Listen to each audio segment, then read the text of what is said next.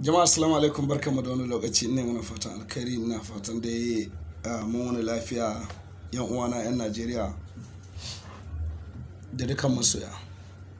Ina mana fatan alkhairi. Kamar yadda kuka sani, sunana Nuhu dan Hausa.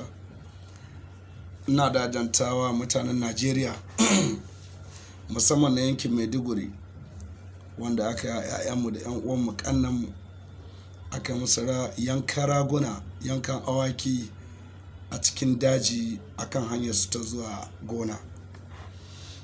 Ina jajantawa mutanen jihar Niger da mutanen jihar Kaduna da talakawan jihar Katsina da talakawan Zamfara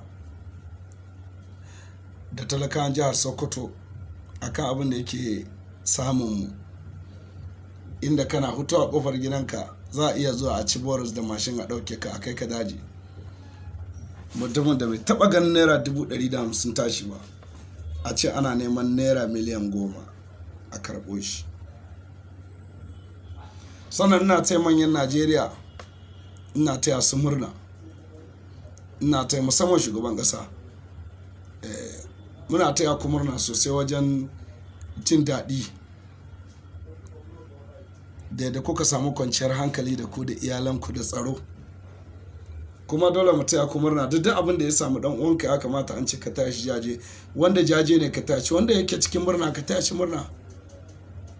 Ina taya yan uwana bakin ciki na abin da yake samun talakan Najeriya. Sannan ina taya manyan Najeriya murna na yadda su ma suka samu dukiya, na yadda suka samu tsaro a gidajensu. Na tabbatar a Bila sama da mutum 800 suke ba sa bacci saboda tabbatar da tsaro a gurin. Amma ina bakin ciki a jihar Borno, manomin da yake noma zai tafi gona da fatanya don ya je yi noma, za a bi su a yanka su. Da jihar Niger,